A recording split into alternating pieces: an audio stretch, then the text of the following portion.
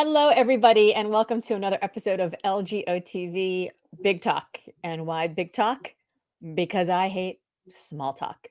So, my guest today actually has a line in his resume that he likes to drink good scotch, but he loves to have better conversation. So, you are in for a treat today. Not only is he one of the most interesting humans I've ever met, but he has a delightful British accent. And so, if you're starting your day in North America, amazing, great way to start it. If you're having your, afternoon tea on the continent, great. And if you're over in Asia and it's cocktail time, even better, because he is a master of whiskey. So Matthew Kimberley is the head of Book Yourself Solid Worldwide. He's also the author of Get a Fucking Grip, which he re-released 9 years after Get a Grip came out and sold over 50,000 copies. Amazing. I've got like 35,000 copies to catch up to you with Limitless. So, incredible. He is the creator of Delightful Emails and the School of Selling, and he hosts the Marketing for Coaches podcast. He lives in Malta with 2 boys, 1 wife, and 1 dog. And before COVID, traveled all over the world, speaking everywhere from Singapore to San Diego. And I gotta say, one of my favorite things of, I think it was 2019, was actually going to Malta and having dinner with he and his lovely wife. So I am sad that only one of you is here today, but I want to welcome Matthew Kimberley to Big Talk. Thank you for joining us. Having me, Laura. I'm thrilled to be here, and even more thrilled that there won't be any small talk, because it makes me crawl up into a ball. Small talk is the worst. So as I do my research about my guests, I want to find, interesting facts about them, fun little things. And I've learned things about you, like you left home when you were 11 to go to boarding school, and you became a street performer. And there's all sorts of things that I want to talk about. But because I knew you were so interesting, I actually Googled the words most interesting Matthew Kimberley, which is not something I would normally Google. I mean, that's kind of like a weird thing to Google. And I found something. The first thing I found was that you actually can't talk about the most interesting thing that happened to you by order of the British Official Secret Act. I'm going to tell you about it because it was such a long time ago, and I don't live in the UK anymore, and Brexit made me... So, where was I? I was living in Belgium at the time. This is critical to the story, and I'd been there for a number of years, possibly the best part of, not the best part of a decade, but a long time, maybe 7 years. Must have been around 2006, 2007. I've been living in Belgium for a long time, and I've been working in the European Commission, which is the European Civil Service. Amongst various other things, I'd been a barman, I'd done this, that, and the other. Anyhow, this was around exactly the time that MI6, which is the British Foreign Intelligence Gathering Service, as opposed to MI5, which is the domestic security and intelligence gathering service. By the way, in my brain right now, just started bump, bump, bump, bump, bump, bump, bump, bump, bump, bump, bump, bump. Mission Impossible is playing in my head now as you're telling the story. Well, as a result of this conversation, both you and I are on a list now. Sure. I mean, I expect to be dead within 24 hours and some secret poison that eats my There's no question. And so it was around this time that typically to be recruited by the British Secret Service, you used to have to, this is going back historically, according to my best understanding, you would be tapped on the shoulder. It was proactive recruitment by them rather than responsive recruitment. You couldn't send in your application. There was no way to apply. There wasn't a careers at... Yeah, we'll find you. Yeah, exactly. We'll find you. And often, recruiters, according to literature, recruiters would typically be university tutors in some of the better universities, and they would tap people on the shoulder and say, I'd like you to meet my man from Whitehall, or my man from Vauxhall, or my man from London. Anyway, around this time, they decided that, particularly with, I think, language requirements which just weren't being met easily, they decided to open up applications. You could apply online. And so I applied online because always fancied myself as being a man of mystery. And the first question was, have you lived in the UK? Are you a British national? Have you lived in the UK for most of the last 10 years? And I said, no, because I hadn't lived in the UK. And they said, okay, sorry, you can't apply anymore. And I thought, okay, that was it. I mean, it was a massive anticlimax. I thought, I'll try again, but I'll give them a different answer this time. So I said, are you a British national? Yes. Have you lived in the UK for most of the last 10 years? Yes. I mean, they're looking filled for in the spies. You're showing that you can lie. I feel like that's probably maybe it was like a sucker You thing. They know, if wanted I to make do have sure. a chip on my shoulder, it's because that was the reason that ultimately I was refused, according to them. I said, well, surely this must be some kind of asset. Anyway, so if it said on the application form, do you have any further comments, any more information you want to give us at this point? And I said, yes, in spite of saying that I've been here, I've actually been in Belgium, but I haven't been in Moscow, I haven't been in Shanghai, I've been working in the European institutions in Belgium, just to say, so okay, no problem. So carry through, go and do an in-person interview at a secret location in London, which I can't disclose, and that went very well. And they said, come back for a second interview, which was a little bit more in depth, and had a few one-to-one conversations, which didn't form part of the first stage of interviews. And there was a guy who was in charge of vetting, and he explained to us the vetting process. And the vetting process involved speaking to friends of yours who've known you for many years, your teachers, your friends, just trying to find all the skeletons in the closet. And I mentioned to him, I said, look, here's the deal. I've been abroad for a very long time. He said, it shouldn't be a problem. It'll give one of our staff a nice trip in the Eurotunnel over to Brussels. I said, okay, fantastic. Next interview, which was far more in-depth, where they actually tested your competence and they tested your body for traces of drug use and things like that. Eventually, I get a tap on the shoulder, but rather a tap on the shoulder that said, come here. It was a tap on the shoulder that said, get out there. And they said, based upon this, and I said, well, I totally understand, but I have flagged it up with you twice in writing and in person. And they said, yeah, we're sorry. So that was the end of my career and probably better off for everybody involved that that was the end of my career with foreign intelligence services. Although I still do harbor, the occasional desire that somebody will tap me on the shoulder one day and say, hey, we need you. Yeah, but do you ever watch spy movies now and you're like, yeah, I could have done it better than that? What was overwhelmingly apparent to me as a result of the recruitment process, of all the reading that I've done on the back of that, is that it's a job that definitely wouldn't have suited me, because even though there might have been rotations that lasted 3 years out of every 9 or 2 years out of every 10 or whatever that might be, where you are responsible for talking to people and getting to know people, what it largely is now is information processing rather than information gathering. So it's an awful lot of desk-bound stuff, an awful lot of reading. And in fact, if we look at, again, I have no specific expertise in here, but based upon conversations, based upon newspaper articles I've read, books I've read, that there are now institutions that didn't exist before, whose sole remit is to trawl through publicly available information using algorithms and artificial intelligence and computers to do a lot of the job that 2 or 3 decades ago would have been done through more personal, covert means. Which is interesting, because it wouldn't have suited me. Yeah, I mean, you've made your career now teaching people. I mean, first you were in recruiting, and then you're in sales, and you're coaching, you're teaching people how to do it. And what I know runs through all of these is not just blasting out what you think about the world, what you want people to buy, but actually understanding your client, right? Listening to the person on the other end of the phone, and what are they looking for in the next job? What are they interested in terms of hiring somebody? Like the key to good recruiting, the key to good sales is really understanding not just the value of your product, but the value of your product to the person to whom you're selling it, right? So just that sort of getting to know people in that conversation and eliciting from them what they want. I mean, that would be the piece that it sounds like would have been missing from the spy job.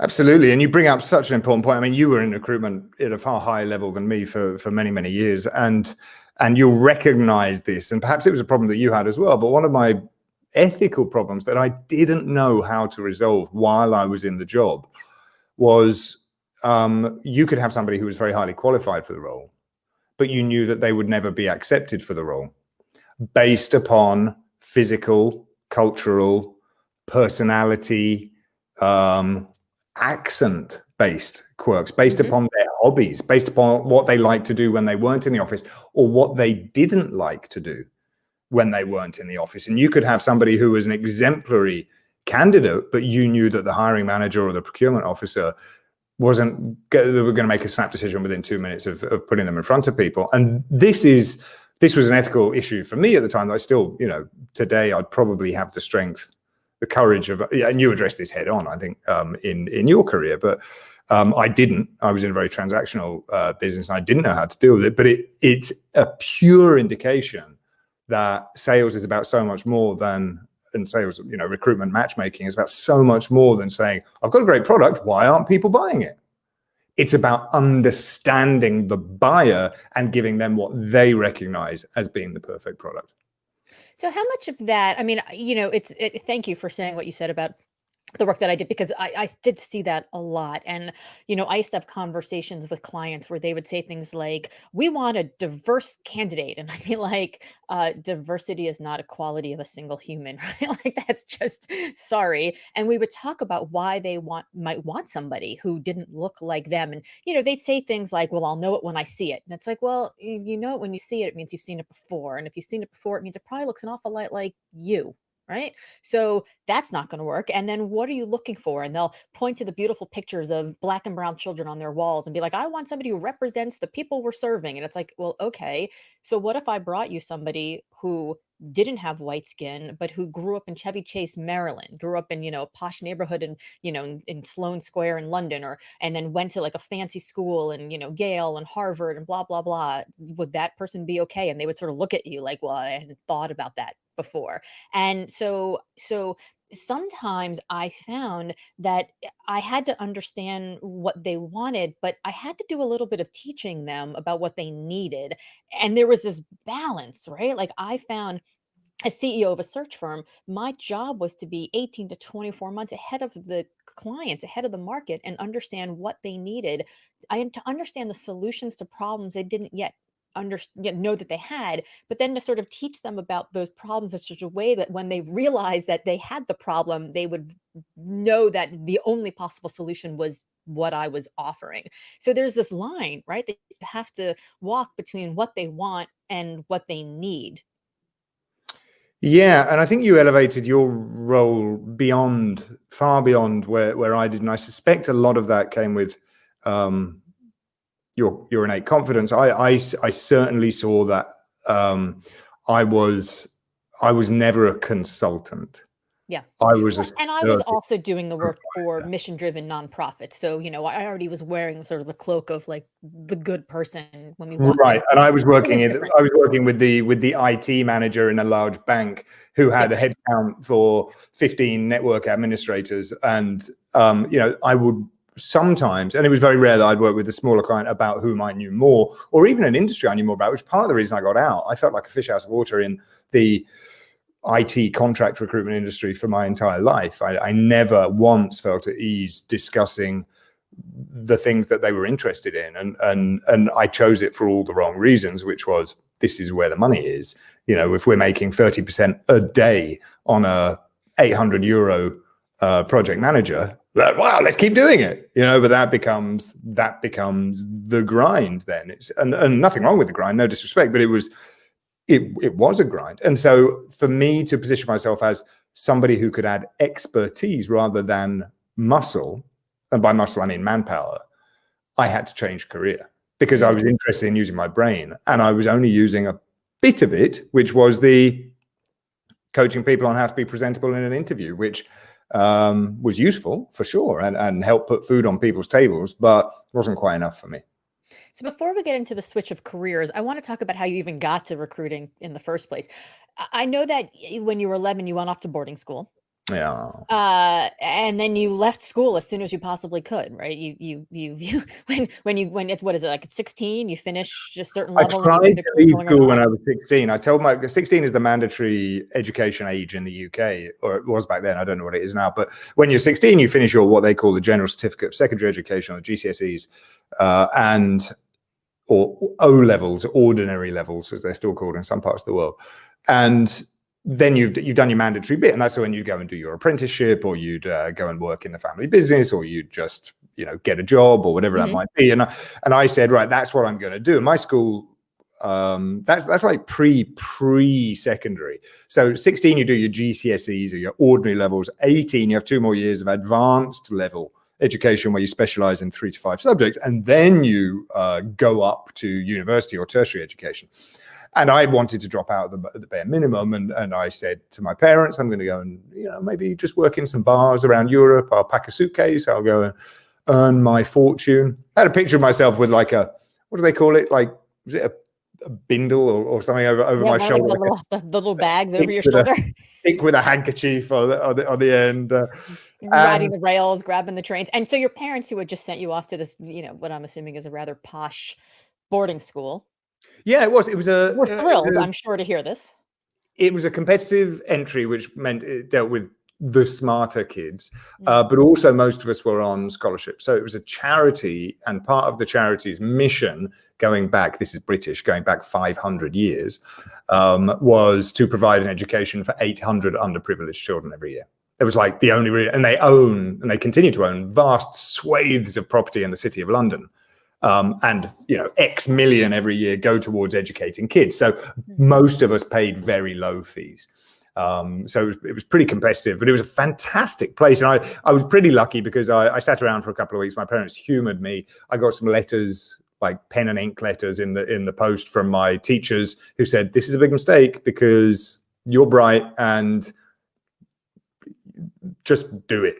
Just come back and finish secondary and education. Are your parents, like, are they mystified at this point? Like, you got into the school, you got this opportunity. Why are you not doing it? Or did they get you? I think they understood. I mean, they didn't. My dad had always said, you can do whatever you want when you're 18. And I found the loophole, right? I found the legal loophole, which was, but I don't have to go to school when I'm 16.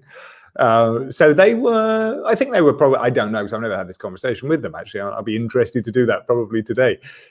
They were probably making manic telephone calls behind the scenes that I was unaware of. And they were super smart. And my teachers were super smart because they realized that if I made the decision to go back for the last 2 years, then I was going to be happy. But if I felt that I had done it to appease them or to satisfy them or because my parents made me or whatever that might be, then I was going to do it with a chip on my shoulder and a bad attitude. And so it happened. 2 weeks later, I returned under my own free will, as far as I was concerned, and had an absolutely smashing 2 years. I was like, right, I'm in this place now. I've chosen to be here. I'm going to make the most of it. Yeah, because you can't be insatiably hungry for someone else's goals, right? They got to be your own. And I think the trick of, at least I found the trick of parenting is that you got to help the kids think it's their own idea. Like, you want to wear the red coat or the blue coat? Like, you're not. If you give them a choice, they're not going to wear a coat. But like now they're like, I want to wear the blue coat. And they feel great that they're wearing the blue coat. When I dropped out of law school to join Bill Clinton's presidential campaign, and then he won, I got on the train and went to Washington, D.C. And my parents, in a moment of flexibility that I had never seen in the 20 years prior, said, we'll give you 6 months of rent. And like rent at that point costs like $325 a month. But still, they're like, we'll give you 6 months of rent. You figure out how to like feed yourself. And if you don't find a paying job within 6 months, you come back and you finish law school. And I'll tell you what, I was enormously incentivized to figure it out. I was insatiably hungry. I think the problem was I was just insatiably hungry for my goal, which is to get the job and not go back, and not their goal. But you figured this out and you went back. You had a great time. I had a great time. And then when I was 18, we finished school on the 4th of July, Independence Day. I just turned 18. 4th of July was Independence Day, the last day of school. And on the Independence Day here. Yeah, it's just US. Yeah, we don't. Same holiday in the UK. I only remember it because I remember thinking, hang on, this is independent. This really is. 3 days later, I was on a plane, and I never lived in the UK since. So it's 22 years ago. I was on a plane. I went to Romania for a few weeks, and I went to Malaysia for several months. Italy for several months. I went to Belgium. I went back to Italy. Went back to Belgium. Came to Malta. Went back to Belgium. Came back to Malta, and that's been my journey. So, with what plan did you graduate and get on that plane? What was the idea? I found an opportunity to. Well, when I got on the plane, I knew where I was going. I hadn't just packed a suitcase and I'm going to work it out. Romania this was the late 90s. It had not recently come out from a long period of fairly tyrannical communist rule under Ceausescu. And I found an aid trip that allowed me to, organized by my school, that allowed me to, salve my Western European conscience and look after disabled orphans in Romania, which was a trip that I enjoyed, and I knew what I was getting into because I'd been previously. But then Malaysia we've got an unpaid internship for 1 academic year in a school in Southeast Asia, which is populated by the richest kids in Southeast Asia. I don't know if you've seen the movie Crazy Rich Asians, but they were my students. They were those students, categorically those students. There was a teacher's parking lot and a student's parking lot, and I was broke. I don't have a pot to piss in. I had nothing. I was on an unpaid internship. I think I got about $100 a month stipend and food and accommodation, and food only during term time. Yeah. So the teacher's parking lot has Yugos in it, and the student parking lot has what, helicopters? Yeah, I mean, we had one guy who was a sixth former, he was 17, 18 in his last years of school. Occasionally at the weekends or leave weekends or in the holidays, they take us out. They take pity on us and take us out. And we drove there in his souped up, whatever it was. And we arrived at this nightclub, and he had reserved area, VIP area. And he met there his man, who was one of his full-time domestic employees. As you do. And ordering bottles of Chivas, but never directly. He would speak to his man, and his man would speak to the server. And at the end of the night, when it came to go home, he was, all over the place. He was at least half a bottle of Chivas in, and I was hitching a ride with him, and I was a little bit concerned. But he said, no, don't worry about it. And we waited outside, and the valet brought up his car, at which point another man arrived in another car who had a passenger. The passenger jumped out, drove his car home while we jumped into so there were 3 members of staff and 2 cars involved in getting us to enjoy a night out at that point. I am desperately understaffed is what I'm taking from the story. I don't have any man driving me around. So are you at this point? So you're what? You're 18, 19 years old, and you're looking around and you're thinking, I want to get me some of this. This is what I want. Or are you thinking this is crazy? This is weird. There was an element of that. I really felt that my wings were clipped. And when you're 18, I was perfectly happy to jump on an overnight bus from Kuala Lumpur to Bangkok and stay in rooms which were 50 cents or maybe $1 a night. And you're like, please, as long as there's not rats. Awesome. Right. Wash my clothes in the shower while I'm wearing them and drip dry. That was no problem. But looking back on it, I remember I had to detour via Penang. So I went from Bangkok to Penang, which is the northeast of Malaysia, which is an island. It's a proper detour. You can't I'm not just hopping over there. It was a couple of days travel because there was a friend there and I needed to borrow $50 to get back to Kuala Lumpur. It was that bad, and I certainly can't compare. And I'm sure I would have charmed my way. I had endless levels of confidence. I used to sleep at Kuala Lumpur bus station to get the first bus home instead of getting a taxi home because I couldn't afford it. It was that level. And I say it's that level of poverty. I was deeply, deeply lucky to be able to experience that. But it did. There was an itch there that wasn't being scratched, which was I'm surrounded by such wealth. The song "Sit Down" by James? Mm-hmm. There's a great song, which everybody my age who's British will know the song. And there's a line in it that says, if I didn't see such riches, I could live with being poor. And I think that was it. I was just bundled straight into this environment. And I thought, well, it's nice to be the occasional beneficiary of largesse. And these people are tossing me a bone and taking me out for a night. But I can't buy a round of drinks. I can't. So I picked up a side gig writing articles for the Times of London. They had a student online newspaper for young people. And I just remember this, like out of the blue, but that probably paid an extra $20 or $30 a month. I'd write something and they'd publish it. But when I left early, I was meant to stay the full academic year, but by 9 months, I was just beat. I was frustrated. I was immobile as well. I didn't have transport, and it was a secluded boarding school. So went home and immediately thought, I want to go back to Italy, because I'd been on a family vacation to Italy, fell in love with Beatrice, who was the daughter of the hotelier in this little town called Lucignano in Tuscany, and thought, I should probably go back there. That was a wonderful town. And so I scoured online. Online was relatively new. It was a dial-up internet connection, Googled or whatever it was back in the day, jobs in Italy, and found somewhere that would take me to be an actor. They said, do you have any acting experience? I said, not really, but I'm really eager.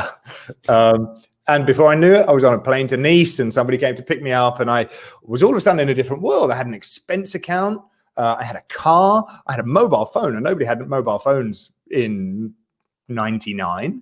And I was traveling each day to a different school where I was acting, which meant I was the center of attention, and just had an absolute blast being an educational actor in Italian schools.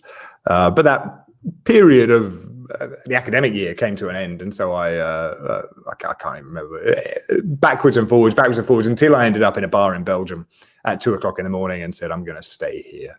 It was a bit like something out of George Orwell book, down and out in Paris, in a bar in Belgium, and I speaking to the owner, who is a British guy who has hair down to his knees, and I say, can I have a job? And he said, yes. Can you start tomorrow? And I said, yes. And I only had a room above the bar, which didn't have a floor. Half of my bedroom didn't have a floor. It just looked straight down into the story below. And I remember a friend coming out to visit, and my dad came out to visit, and they were very polite, but they were like, what on earth has happened? He's living in, it's not even a house. It doesn't have a floor. He's working for cash in a bar that has fights every single night, to the extent that we're not allowed to call an ambulance because there's a call out fee.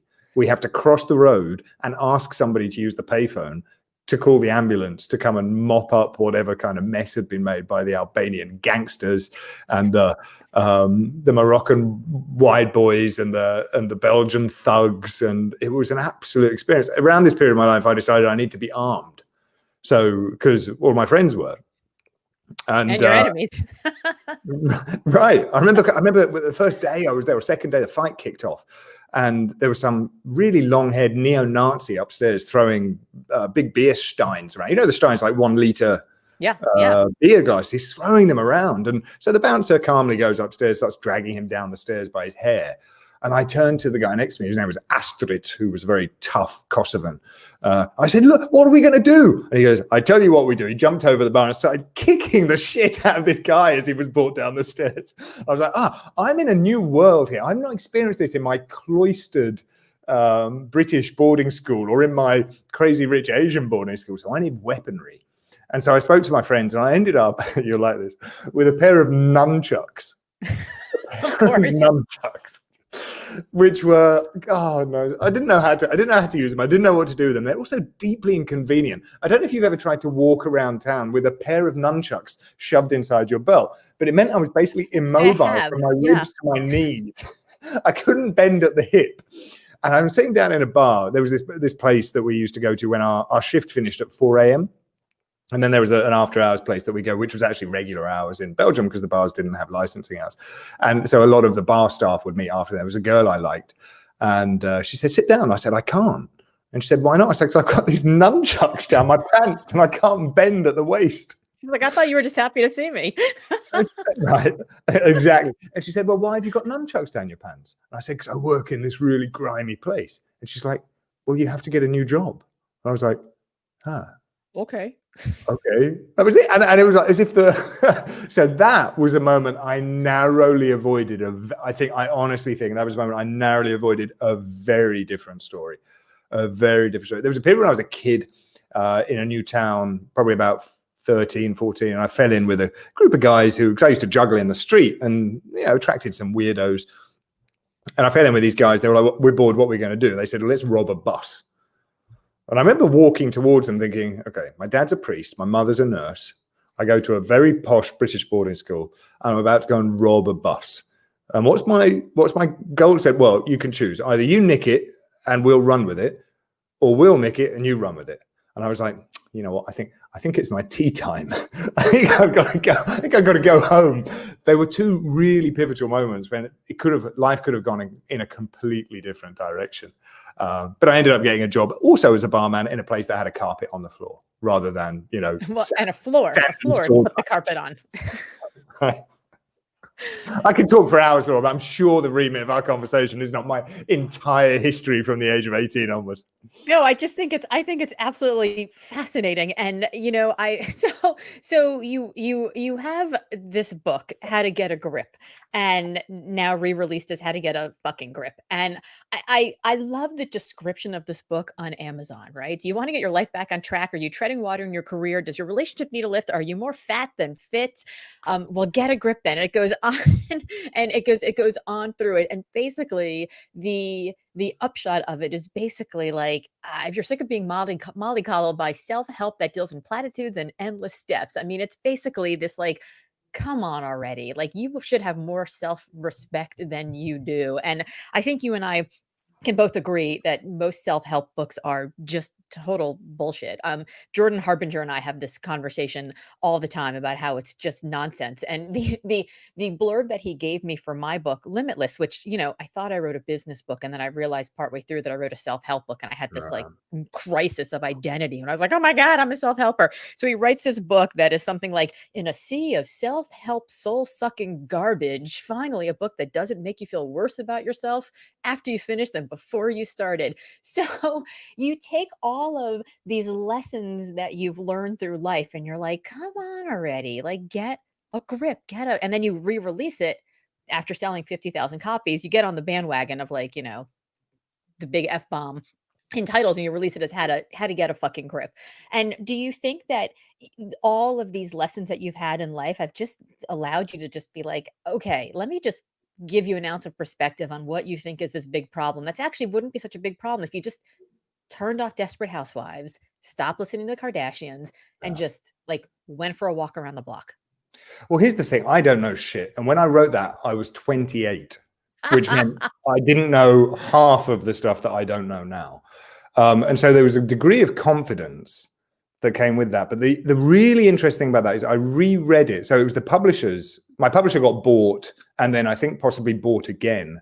It was originally published with John Blake, who approached me off the back of reading it on a blog that I'd started. And I started the blog as self-medication. Sure. Because I was stuck in this recruitment job and I hated myself. And I was writing as therapy, and I was writing these missives. It was basically, actually, your life's okay. If you're the kind of person who's reading self-help blogs, your life's okay. Yeah. If you are worrying that you've lost all agency in your life, you probably haven't. And the solutions to your problems are almost certainly found within you, whether that's through a choice to spend time with different people or a choice to stop doing certain things or start doing certain things. It's really all about taking responsibility for yourself. But I was writing this to me, and then became a book. How to Get a Grip did much better than I expected. It was probably one of the first, I don't have any stats on this, but there weren't many. In 2009, there weren't many blogs that were being turned into books. It was 11 years ago. It was a relatively new medium. And I was approached by a number of different representatives from the creative industries to say, look, we could run with this. I had a call from somebody in the States, I had a call from somebody in London, and it became a thing. So I was quite lucky. Maybe that's why it sold well. But reading, maybe also because it's quite good, reading back on it, a decade later, I get a call from somebody I've never heard of, says, hey, we own your book now because we bought your publishing company. And it's one of the biggest firms in the world, Bonnier Publishing, which is a Swedish conglomerate. And they said, we are re-releasing it, and we're re-releasing it with this new title. Hope you're okay with it. And my concern about the new title was that it looked a little bit derivative, because we're very much, I think, Laura, at the tail end of sweary books. Right. There was people like Mark Manson's. Mark Manson was the trailblazer. I remember reading his book, and I never finished it because I was really afraid that I was going to get accusations of being derivative. But it's a very similar book to How to Get a Grip. I take solace in the fact that mine was written first, and his was more timely. And but also any book that deals with this specific issue, which is how your answer is not found in self-help, is going to reach the same conclusions, right? It's what Yes. exactly what you just said, exactly what Jordan says. It's going to reach, a lot of self-help is dangerous. A lot of self-help encourages you to find blame, to appoint blame elsewhere, and blame isn't particularly useful most of the time anyway. So what was the question? So I wrote this book, and I didn't know what I was talking about, and I was full of there's probably a foul expression for what I was full of, but I was, you know, I was sweary and spitty and angsty and convinced I was right. Yes. But here we go. I found it. Rereading the book for the audiobook in December of last year. I flew to London and read the book for the release of the audiobook. I thought 98% of this I would have said today, just less forcefully, because I care less about trying to convince other people. Sure. Yeah. I mean, that's it. Like, I look back on some of the like really forceful things that I've written on social media about my thinking about politics, for example, or my thinking about certain voters that are supporting certain politicians. And intemperate would be a polite word for what I said and the things that I said. And yet I still stand by them. I mean, I might have said them a little more kindly or maybe a little more palatably, but yeah, I totally hear that. I mean, there is the maturity that I have between then and now doesn't come in the change of my opinion. It just comes with the knowledge that it can be better heard if presented differently. Right, exactly. And it's how I can help as well, because I can't change the world. You know, my next book, if there is one, is not going to be a for all readers book like How to Get a Grip was. It was, you know, appeal to everybody who's got any kind of issues. I think my energies today are better focused when they're focused, and messages can be heard a lot better. They're more gratefully received when you're not swearing at somebody. That said, you know, we want to see, we are absolutely dependent upon the passion of youth and youthful people to raise our awareness about these issues. It's just, I know that I don't feel I qualify anymore to fight the fight that I was fighting with this specific book. And I'm thrilled it's had a second release, second lease of life, second audience. That's fantastic. And I'm glad that it serves as a snapshot of my state of mind back then. But I like to think I'm a bit more balanced today. Yeah, but don't you think, though, that we don't remember people who aren't super passionate, who aren't all the way in with things that they're doing? I mean, so you have done a ton of training of salespeople. You've done a ton of training of entrepreneurs about how to actually. I mean, so either they're salespeople or they're entrepreneurs who have to sell themselves. Right? I think we're all selling all the time. I mean, I have to sell to my family sometimes, like what we should have for dinner just to get them on board with like a vegetable. So I think we're all selling all the time. Where does passion lie in the sales process? I think you've got to be, and I deal primarily now with the self-employed. I worked with corporates, and then I worked with small business owners, and I primarily work with the self-employed, coaching and training and supporting business trainers. So I have a train the trainer business now. And one of the things I always teach, which I think speaks directly to this, is the importance of being categorical in your opinions and in your statements, because what everybody needs when it comes to sales, but also when it comes to inspiration, or when it comes to being the mater familias or the pater familias, your charges, your prospects, your audience, your fans, your tribe, your followers, they need to see leadership. Because if you are not providing leadership, they will find it elsewhere. And so it's as simple as saying, if you were to show up and in a burning building and say, hey guys, if you want to come with me, I think I know the way out, versus the person who shows up in a fireman hat with an axe and says, follow me, I know the shortest way out of this burning building. You're going with the leader every time. And when it comes to sales, and when it comes to, you know, there are instances in negotiation where it's not true, but specifically when it comes to sales and trying to move people, and a lot of what we do as marketers and as salespeople is move people to action, move people from one stage of the sales process to the next, move people from vague awareness to in-your-face awareness. is demonstrate that leadership. And in order to do that, we need to be quite categorical in what we believe is true and what we believe is not true. So, yeah, a shorter way of saying this is, if you're going to be vanilla, if you try to please everybody, you'll end up pleasing nobody, or, nobody really chooses vanilla. You've got to stand for something. And I think many of us are afraid to do that because it's beat out of us in corporate or in school or in the family. And even though we may, getting into kind of transactional analysis now, we all wear different hats, different roles, different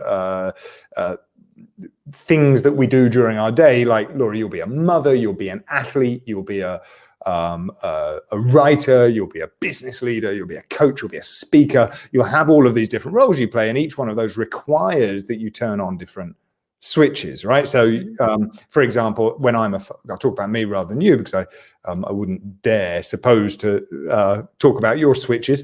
What I don't want my kids to see my vulnerability. I don't think that serves them. I don't want them to see my worries or my concerns, but I might share those with a friend when I'm out drinking.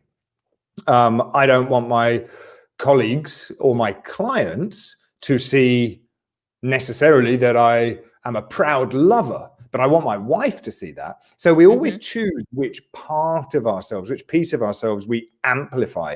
And it's of critical importance when we are trying to move people, and thought leaders, if we want to look at that very, very broad industry, understand this quite well. You choose the hill that you will die on. And it doesn't matter how small it is, that's the thing that you stand for, and you don't move from it. And then you can afford to ignore all the rest of the stuff.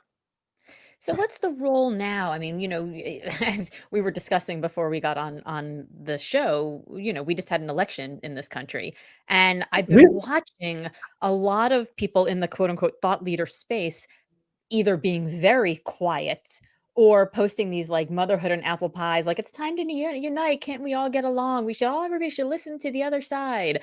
And then I see people that are either like totally pro Trump, the election was stolen, or totally pro Biden, thank God it's over. And the ones who were silent, people see and are sort of noticing. The ones who are giving the sort of motherhood and apple pie, can't we get along? Some of them are like, yay, thanks for saying that. But they're also getting a like, why should we reach out and be, thankful? People weren't thankful to us, right? You're getting that. And then on the people who are actually taking a side, you're definitely getting, screw you, I'm unfollowing, or thank you for taking a side. And it is this moment where people are, I know that politics is the third rail in business. You're not supposed to talk about it. And yet we're in this place where there are people who want to know where you stand. They want to vote with their dollars, right? On whether or not they support you or somebody else. So when we're talking about different switches and keeping parts of you separate from other parts of your life, where do you fall on that when you're talking to people who are self-employed, who might feel like they want to be true to themselves and love up the community that they're part of, but also they're afraid to lose that one sale because that's their livelihood?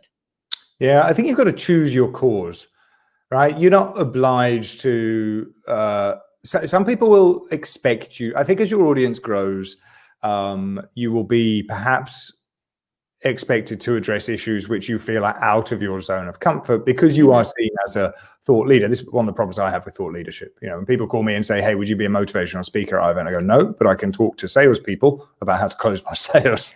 And even now, I'd say, actually, I can help self-employed coaches get more coaching clients. That's what I have an opinion on. Now, does that mean that we can't stand for things to make ourselves more magnetic to our right people? No, but magnetism, of course, is a two-sided coin. As we know, we need to be magnetic. We must also be repellent.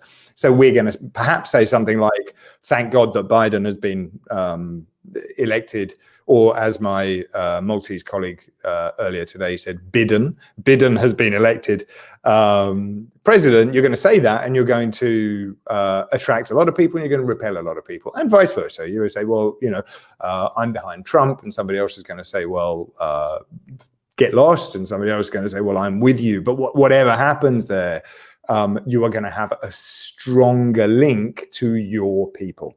And that's really important to remember. But you don't have to choose politics. You don't have to choose cultural matters. You can choose, One, I think it's always good to have an antagonist in any story. So it's a good idea to always have something you're against. Like at Book Yourself Solid, we're against bro marketers, and bro marketers are the flashy multi-million dollar fast car driving automated webinar crowd who I'm Mike Morse in the back of the room. Yeah. No, exactly right. And we stand against those. And I think when we say that out loud, our right people come in there, and we have not discussed politics in our community, and not because we've discussed some hot cultural topics. This specific topic of Republicans versus Democrats at the polls hasn't come up, and I felt no obligation to bring that up with our readership or our community, partly because I believe very strongly in staying in your lane. And one of the things that's quite dangerous is when somebody has expertise in one particular area, responds to these requests. Hey, I trust you with my Instagram marketing. Can you tell me what you do to stay so slim? Yes.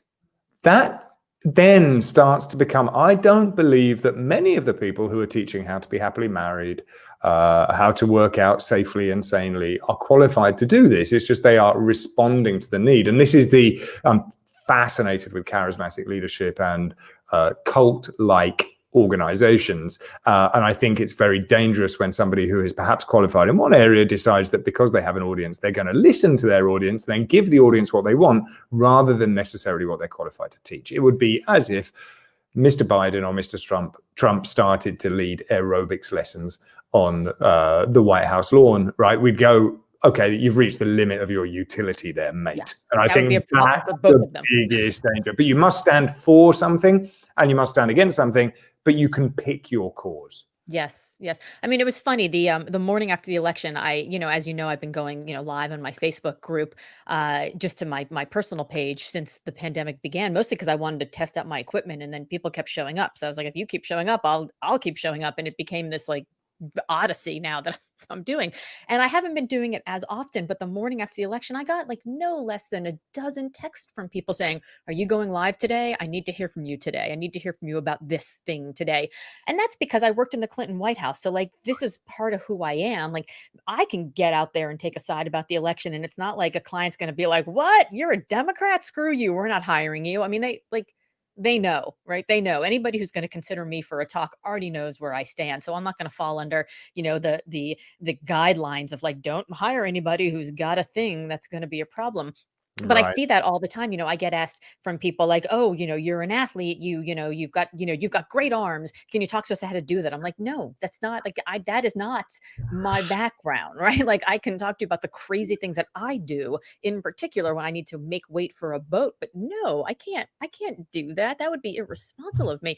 But I love this idea that to be attractive, you have to be repellent also, because I do think that, certainly when I first started my last business, I tried to be all things to all people. And it turned out that I spent so much time trying to sell to everybody that I wasn't focused on my true believers. I wasn't actually stroking the ones who loved me, the ones who would do anything. And I made a bunch of $50 sales, but I wasn't focusing on them to make them $100 sales. I was just going out to try to find more $50 sales. And it was such a huge mistake because I thought I could get everyone to like me when really I just needed a small group of people to love me.